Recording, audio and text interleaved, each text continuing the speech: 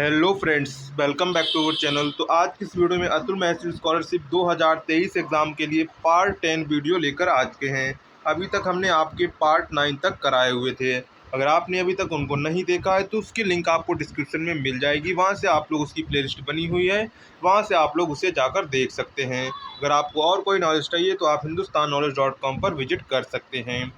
इसके बाद Atul maths scholarship आज की इस वीडियो में स्टैटिक जीके के class 9th 10th 11th 12th ये क्वेश्चन सभी के लिए हैं। आप लोग कमेंट्स में पूछते हैं कि 12th के लिए 11th के लिए है, तो ये जितने भी जीके क्वेश्चन है ये 9 10th 11th 12th के लिए हैं। तो यहाँ पे हम आपको बता दें, जो 9th और 10th का पेपर होता है वो एक ऐसा आता है, और 11th और 12th का जो पेपर होता है वो एक ऐसा आता है।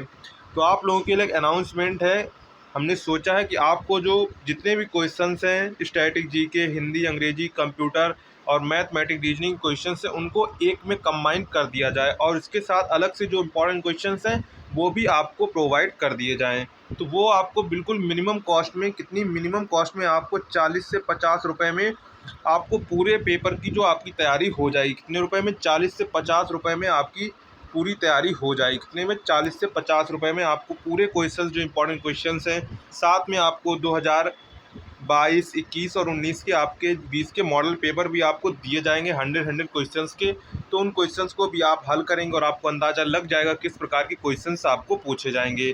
तो जिसको भी खरीदना हो, पीडीएफ चाहिए हो, तो आप लोग यहाँ पर संपर्क कर सकते हैं 9580023321, यानी कि 9580023321 पर मैसेज कर सकते हैं। कॉल कोई भी नहीं करेगा, सिर्फ आपको मैसेज करना है। वहाँ पर आपको बता दिया जाएगा आपको क्या करना है। तो ये थी आप लोगों के अनाउंसमेंट। एक बार आप कॉन्टैक्ट नंबर फिर से देख लें। इस कॉन्टैक्ट नंबर पर आप लोग मैसेज कर सकते हैं 9580023321। ये आपका कॉन्टैक्ट नंबर है। तो इस पर आप मैसेज, ओनली मैसेज आप लोग करेंगे और कुछ नहीं करेंगे, सिर्फ आपको मैसेज करना है, कॉल कोई भी नहीं करेगा। तो ये कॉन्टैक्ट नंबर नोट कर लेंगे। तो वहाँ पर आपको जो अदर क्वेश्चंस है, जो डिकोडिंग, कोडिंग वगैरह के क्वेश्चंस भी पूछे जाते हैं, वो सभी वहाँ पर आपको पीडीएफ के साथ दे दिए जाएंगे और उनका हल भी आपको साथ में दिया जाएगा। इसके बाद अगर आपको कोई क्वेश्चन में प्रॉब्लम होती है तो आप पर्सनली वहाँ पर पूछ सकते हैं।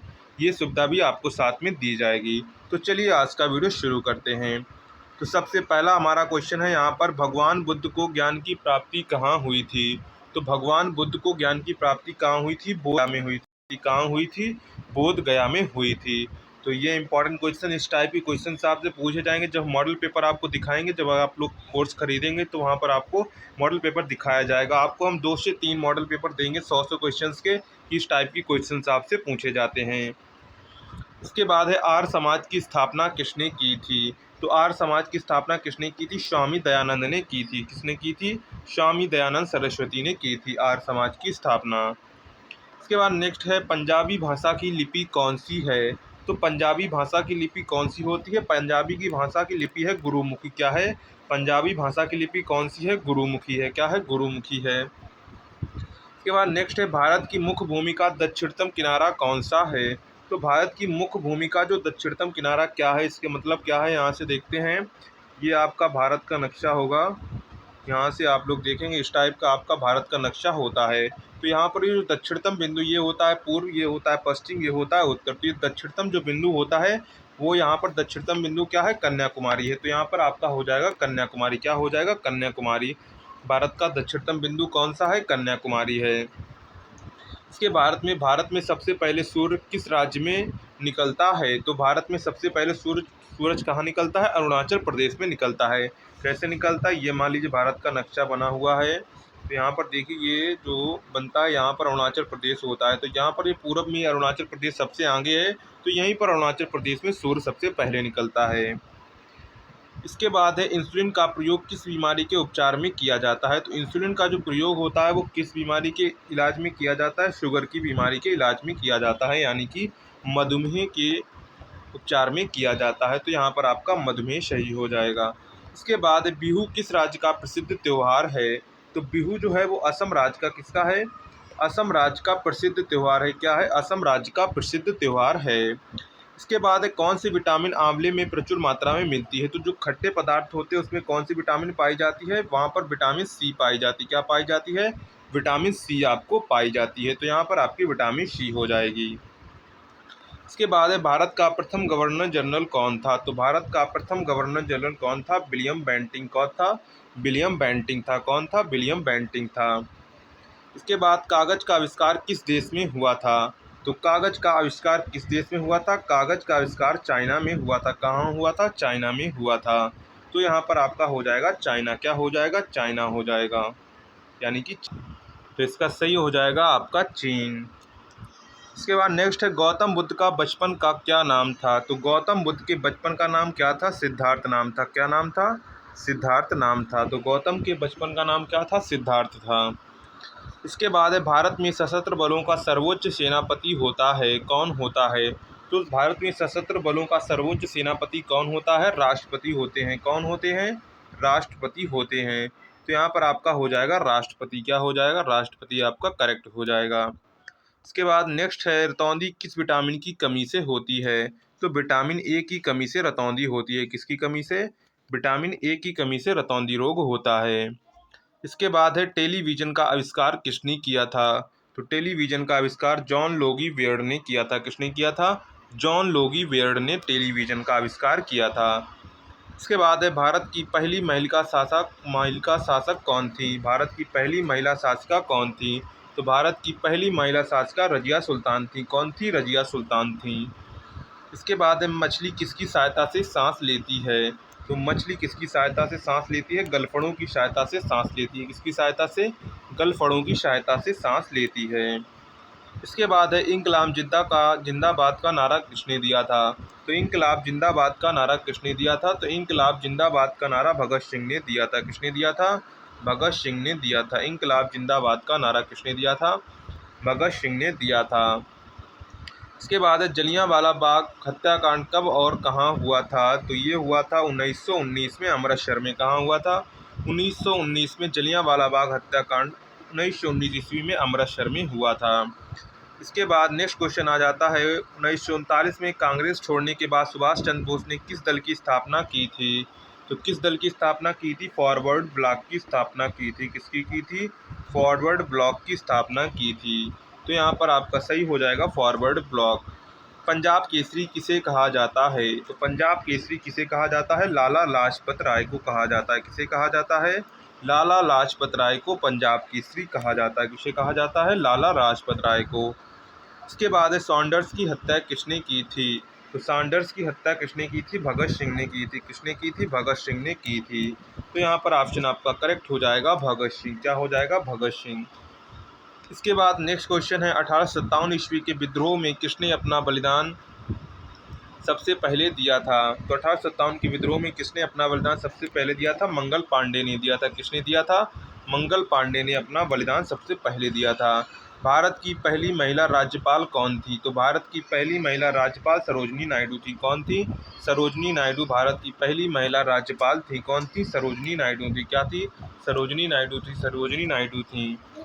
इसके बाद नेक्स्ट क्वेश्चन आता है माउंट एवरेस्ट पर 2 बार चढ़ने वाली पहली महिला कौन थी? तो माउंट एवरेस्ट पर 2 बार चढ़ने वाली पहली महिला कौन थी? संतोष यादव। कौन थी?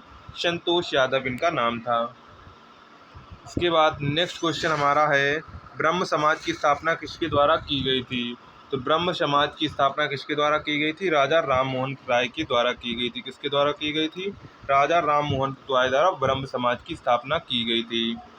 उसके बाद स्वामी दयानंद सरस्वती का मूल नाम क्या था? तो स्वामी दयानंद सरस्वती का मूल नाम था मूल शंकर। क्या नाम था? मूल शंकर उनका मूल नाम था। तो यहाँ पर आपका करेक्ट हो जाएगा मूल शंकर। क्या हो जाएगा? मूल शंकर। स्वामी दयानंद सरस्वती का मूल नाम क्या था? मूल शंकर। इसके बाद है वेदों की ओर लौटो किसने नारा दिया था? तो वेदों की ओर लौटो किसने नारा दिया था? दयानंद सरस्वती ने दिया था। किसने दिया था? दयानंद सरस्वती ने दिया था। रामकृष्ण मिशन की स्थापना किसने की थी? तो रामकृष्ण मिशन की स्थापना किसने की थी? स्वामी विवेकानंद ने की थी। किसने की थी? स्वामी विवेकानंद ने की थी। तो आपसे यहाँ पर आपका स्वामी विवेकानंद सही हो जाएगा। वास्को डी गामा कब भारत आया था? तो वास्को डी गामा कब भारत आया था? 1948 में आया था। कब आया था? 1948 में वास्को डी गामा भारत आया था। तो यहाँ पर 1948 ईस्वी हो जाएगा सही। इसके बाद है वास्को डी गामा कहाँ का रहने वाला था? तो वास्को डी गामा कहाँ का रहने वाला था? ये पुर्तगाल का रहने वाला था। कहाँ का रहने वाला था? पुर्तगाल का रहने वाला था। तो वास्को डी गामा कहाँ का रहने वाला था? पुर्तगाल का। इसके बाद हवा महल कहाँ, तो हवा महल जयपुर के राजस्थान के जयपुर में स्थित है। कहाँ पर स्थित है? राजस्थान के जयपुर में स्थित है। हवा महल कहाँ पर स्थित है? राजस्थान के जयपुर में। सिख धर्म का संस्थापक किस सिख गुरु को माना जाता है? तो सिख धर्म का संस्थापक किसे माना जाता है? गुरु नानक को माना जाता है। किसे माना जाता है? गुरु नानक को सिख धर्म का संस्थापक माना जाता है। यहाँ पर आपका गुरु नानक हो जाएगा। इसके बाद सिखों का प्रमुख त्यौहार कौन सा है? सिखों का प्रमुख त्यौहार होता है बैसाखी। क्या होता है? बैसाखी सिखों का प्रमुख त्यौहार होता है।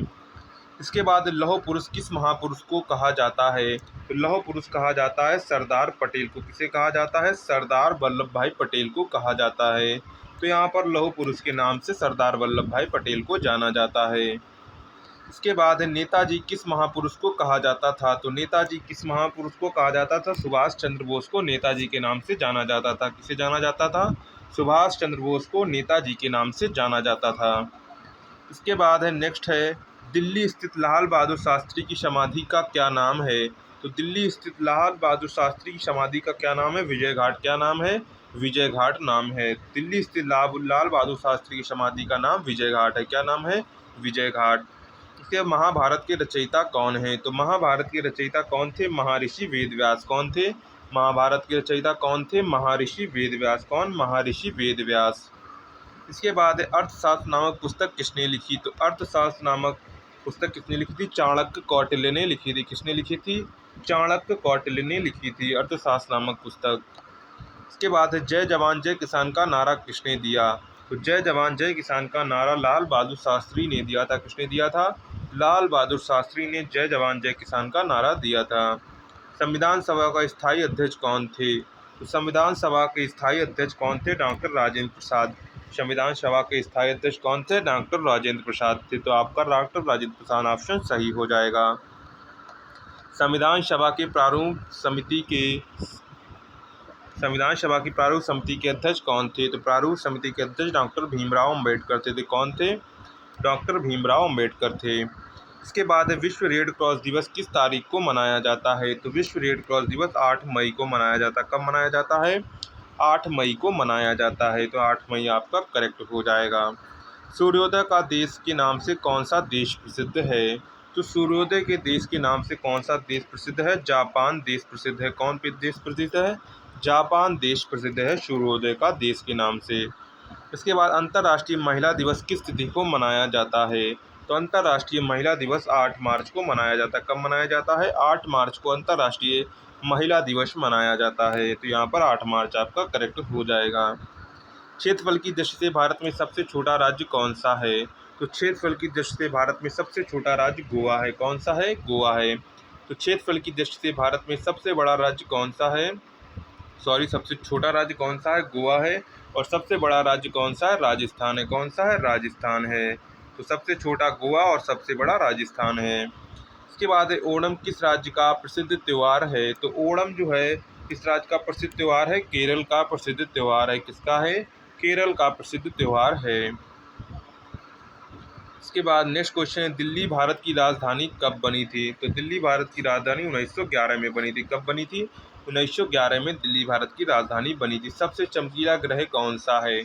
सबसे चमकीला ग्रह कौन सा है? शुक्र ग्रह है। कौन सा है? सबसे चमकीला ग्रह कौन सा है? शुक्र ग्रह है।